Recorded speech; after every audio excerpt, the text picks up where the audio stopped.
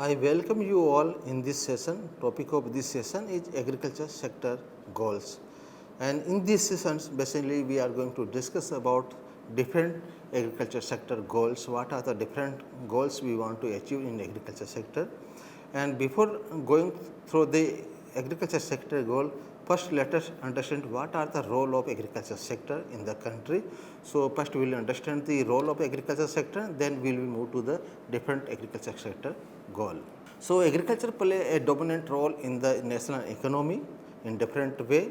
Basically it is a source of livelihood of about 22%, around 52% of total workforce of the country. So it provides the livelihood security to about 52% of the workforce of the country, 52% of the population of the country. And this agriculture sector has a special significance for the low income section of the country, for the low skilled section of the country, or vulnerable section of the rural society, because they are totally dependent on agriculture sector for their income, for their livelihood, for their means of living. So agriculture sector is very important for such vulnerable section of the rural society. And basically agriculture sector provide food to meet the expanding demand of the growing population. We are 1.3 billion people in the country. So this sector provide the food to them, then it's provide the raw material to agro processing industry, then expand the capacity to absorb the monetary flow of industrial investment. So sometimes someone want to invest some in agriculture sector, there is opportunities there. Then this sector also help in earning the foreign exchange through the foreign trade. So we can get the foreign exchange earning in agriculture sector through the export. Then there are three types of contribution from the agriculture sector to the overall economic development of the country. First is the product contribution, second is the market contribution, and third is the factor contribution. And when agriculture grow, generally it make the product contribution, because there is a more production is there from the agriculture sector. So it supply the product, the food and other consumption item to the industrial sector. Then the market is another important contribution. When it trade with the other sector, it renders the market contribution, because we have around 50% population who are totally dependent on agriculture sectors, and the production of the industrial sector, the services sector, they are taken or they are purchased by the agriculture population. So it provides the market contribution to them. Then factor contribution, because it transfers the resources to the other sectors, particularly for the industries, it provides the raw material. So it is a kind of factor contribution for the industrial sectors, non-farm sectors. Then in case of agriculture sector, when we talk about it, is we have the multiple goals. There are different goals in the agriculture sectors we want to achieve through the agriculture policy actions, and self-sufficiency in the food, and then the livelihood security we want to provide, particularly for the rural household. Then income and profit enhancement in the agriculture community, the farming community. Then we want to have a supply of cheap raw material to the agriculture industry. These are the major goal we can say in the agriculture sectors. And these sectors, or the goal basically facilitated in the development of the manufacturing sector. The agriculture sector facilitated the development of the manufacturing sector by releasing the workforce, by generating saving for the capital formation in the manufacturing sectors, because a lot of people are there in the agriculture sectors, and the work is only for seasonal, the employment is only seasonal. Remaining period they can go for the manufacturing sector as a labor, as a workforce. And whenever the income is there in the agriculture sector, this saving also goes for the investment in the industrial sector, in the manufacturing sector. Then there are many economists like Nakshe, Levis, or Renin and Fay.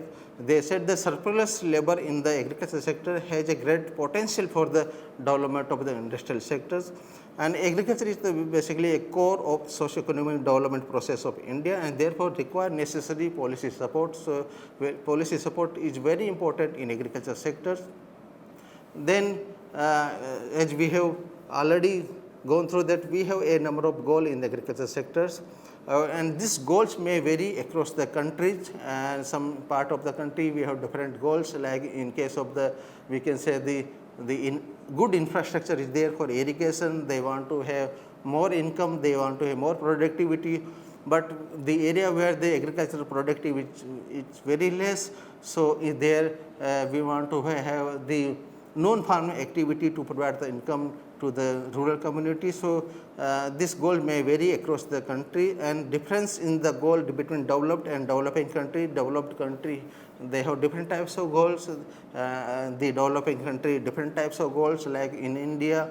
In 50s, 60s, we want to have the food security in the country, but in the developing world, developing country or developed country, they want to provide more income to their farmers.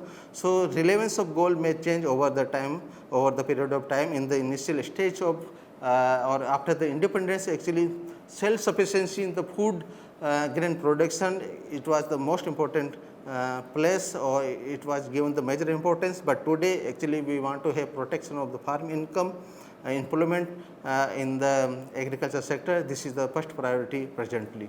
So, it may change over the place, over the time, and over the countries. So, goal may change in different places, and identification of goal is very critical for the formulation of the good agriculture policy. Actually, we have to fix our target while formulating agriculture policy. So, identification of hierarchy of the goals help in making the appropriate policy prescription. So, we can actually prioritize the policy goal, which policy goals we want to achieve first for the country development. So, this is identification of goal is very important, and the first goals, let us understand, in the agriculture sector is the self-sufficiency in the food grain, and we have 1.3 billion population in the country, and our goal is to provide them the food, sufficient food, and we can say this nutritious food we want to provide them. And for providing the food or nutritious food, we need to have self-sufficiency in the production of food grain. And we faced a severe food crisis before independence, and also during the first decade of economic planning in 50s and 60s, we faced severe food crisis. There was a shortage of food availability in the country, and in late 60s basically we have adopted a bold policy to achieve self-sufficiency in food grain production. Farmers were provided high-yielding variety of seeds, subsidized fertilizers, irrigation and other inputs along with the price support. So, we have 3-4 instruments of policy which we have implemented, providing the subsidies, for making available the our inputs for more productivity from the agriculture sector. And the India has achieved this goal of food self-sufficiency in the country after the Green Revolution. And some economists question the relevance about this goal of self-sufficiency in the food, keeping in view the current neoliberal trade regimes, globalization. Actually, instead of self-sufficiency, what they say, instead of self-sufficiency in food, self-reliance should be the main goal. And India hold comparative advantage in the production of horticultural commodities instead of the production of the cereals and pulses. There should import the cheap food grain from other country, and we should export the fruits and vegetable and flowers. This should be our policy. Import of food grain depend upon different factors, and particularly our capacity to export the items from this country to other country. And actually for that, if we want to import the food grains from other country, we need to generate sufficient foreign exchange, and such prescription basically could not be beneficial for the large country where we have the large population, like we have 1.3 billion people in the country. For them, the import of such large quantity is not possible at all, and India entry as an importer of cereals actually can significantly influence the world cereal prices. If India start importing of the wheat or rice, price of wheat and rice will increase tremendously in the international market. So, food security in India is not less than the issue of national security. It is just like in a national security, if you want to, because we have large population in the country. Therefore, self-sufficiency in the food must be the foremost goal of the agriculture sector. then the goal of self-sufficiency the food could be constant in future also, because there are lot of shrinking in our resources like land, water and other resources due to increased diversion of our agricultural resources towards the non-agriculture resources. We are seeing the peri-urban areas, lot of agriculture land has been converted for the housing society. So, there are shrinking of resources is there for the agriculture sectors. Therefore, technology transfer is a very much important to improve the food grain productivity per unit of land, water and other inputs, including the human labor. Then livelihood security is another important objective in agriculture sector, in important goals in agriculture sector. Basically, agriculture provides direct employment to majority of the country workforce. Around 52% of the country workforce is engaged in agriculture sector, and this agriculture is basically backbone for the rural livelihood security system. You know, we have around 70% of rural population totally depend on agriculture sector for their income, for their livelihood, and the protection of the livelihood of the rural household should be the major goal as per the, many people say the livelihood security of the agriculture. And for achieving this goal, actually government support and provide incentives to the farmers, that is very important, particularly for the small and marginal holdings, and through trade intervention in terms of the import through the tariff or quota or restriction in agriculture trade. The National Commission on Farmers that recommended that the sustainable livelihood bank in place of the microcredit bank. This should be through the backward linkage through the technology and credit. When the farmers are there, they need to be supported for supplying of the inputs, for supplying of the credit to them, and they also should have the forward linkage in terms of the marketing, the processing, post harvest management. So, that should be the backward and forward linkage should be there for providing livelihood security in the rural area. And there is a need for effective integration of on farm and non farm livelihood opportunity, particularly in the rural area.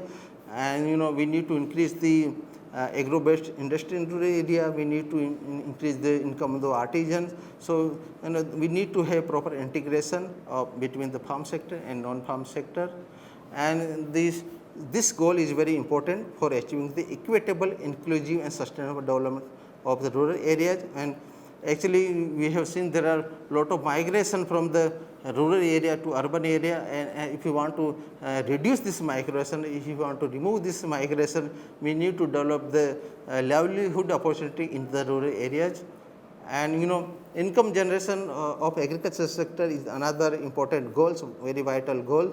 And the economic idea of earlier economists like Physiocrates and Adam Smith, they said the agriculture was, they considered the agriculture as a source for generating surpluses, labor, saving, foreign exchange for the development of industrial sectors. And Physiocrates said that the agriculture was the only sector that generates surplus, and therefore it should be taxed.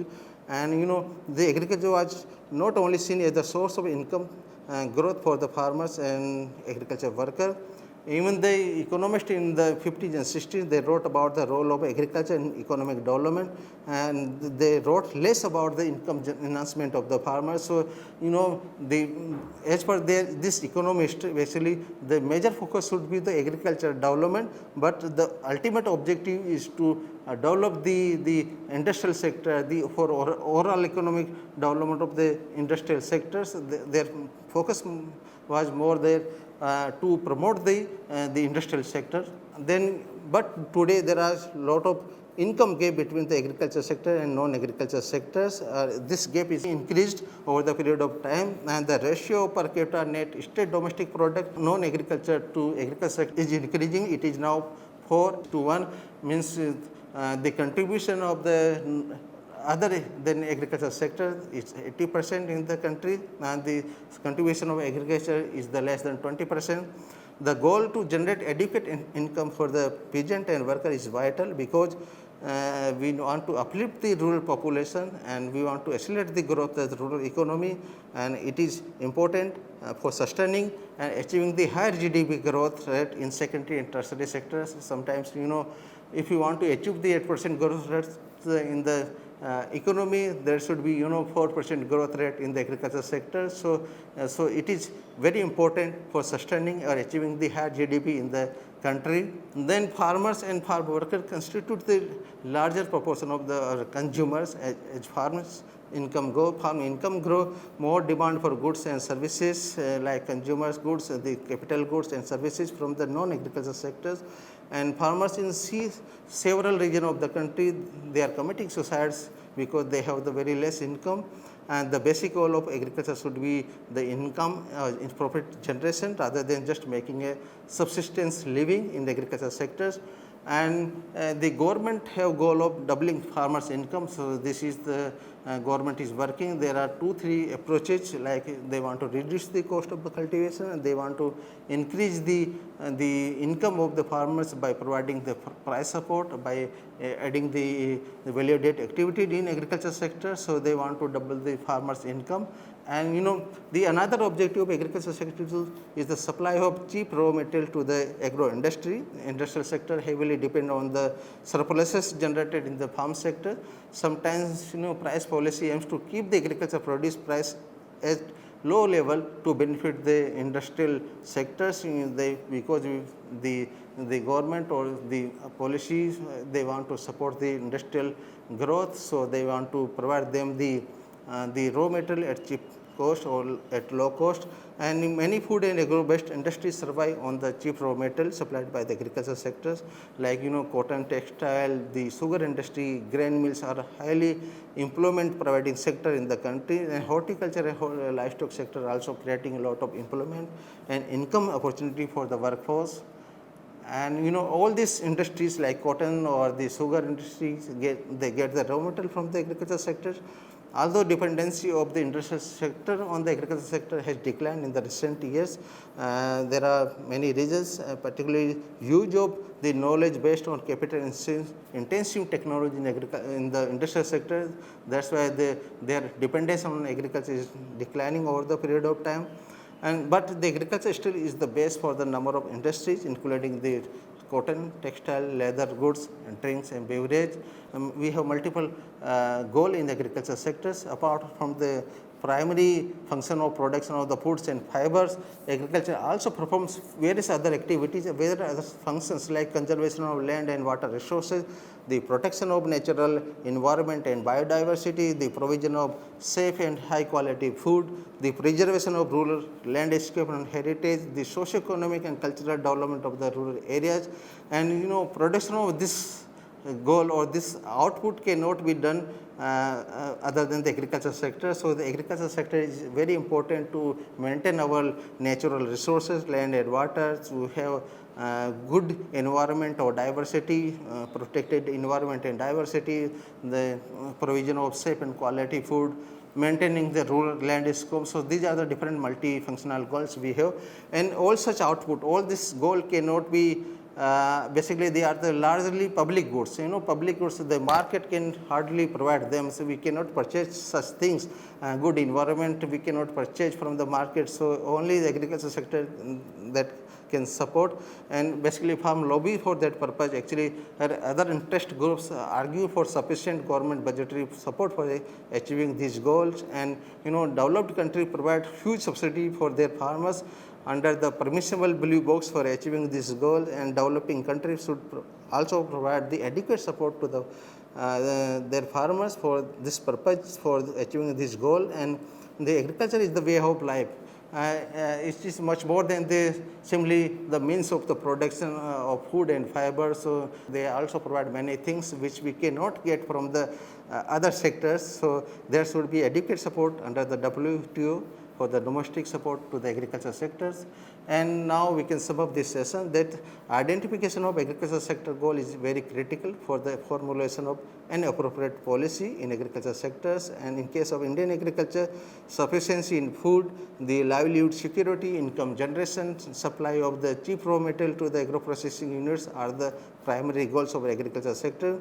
Then conservation of land and water resources, protection of the natural environment and biodiversity, the provision of the safe and high quality food, preservation of rural landscape and heritage, and socio-economic and cultural development of rural areas could be another major goals from the agriculture sector. Thank you.